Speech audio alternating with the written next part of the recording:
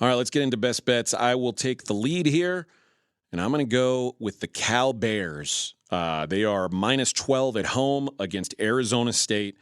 Numbers don't jump off the page for Cal, but they should have won that game against Auburn. They put up more offense against Washington than anyone has all season.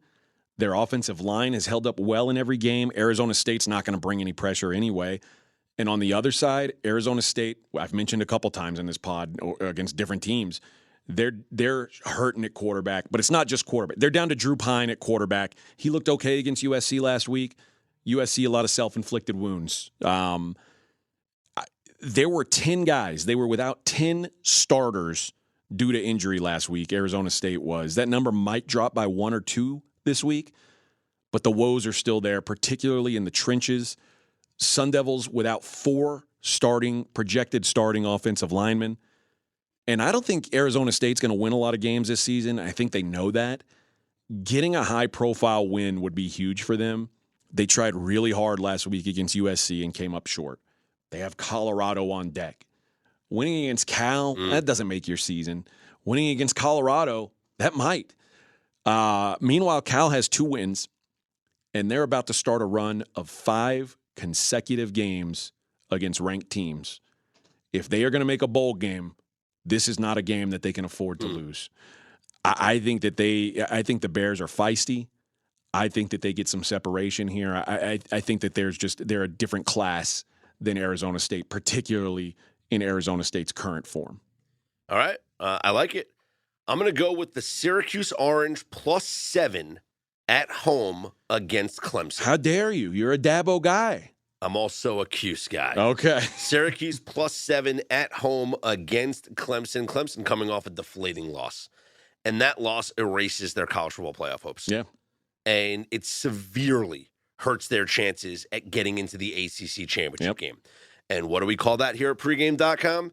It's the Dream Crusher scenario. Now they have to travel to the Carrier Dome, where Syracuse has given them some good fights under Dino Babers. They upset Clemson in his second year and back in 2017, lost by 4 in 2018. They lost by 3 in 2021. They lost by 6 last year.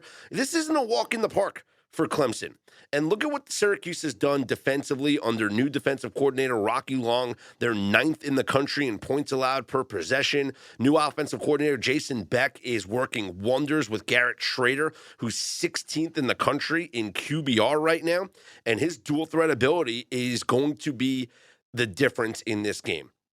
Garrett Schrader is averaging 80 yards per game on the ground with 6 rushing touchdowns. So let's try and look for a comparison here. How about Riley Leonard of Duke? Riley Leonard against Clemson rushed for 98 yards and a score.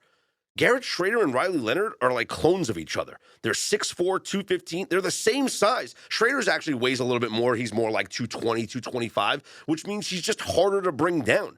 But they're both very similar body type, very similar quarterbacks with their running abilities. And red zone defense for Syracuse, number 1 in the country, holding Clemson to field goals should they get inside the 20. That's a good recipe for a cover. Syracuse is undefeated. They're playing with purpose. You have Clemson deflated, Dream Crusher. I think the Orange keep this one close. I'm going to sprinkle a little bit on the money line, though. I think Cuse can win this one outright.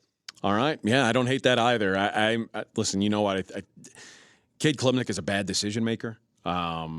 I get the hype was there when he came out of high school, but he's not lived up to it. And whether or not that's Dabo's fault or his fault, I don't know. I don't know that we'll know. I don't know we'll ever know.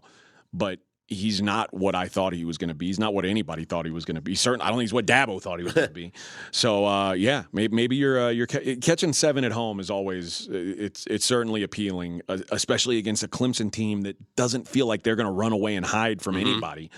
And if you're right that they are, that the season's gone for them and they feel like it's gone, this could be a tough spot. I know it's not called the Carrier Dome anymore. It's the JMA Wireless Dome, but it will always be the Carrier Dome. Always. Hey guys, if you enjoy our content and want even more videos from pregame.com, hit that subscribe button right now. I promise you will not find better sports betting information anywhere else.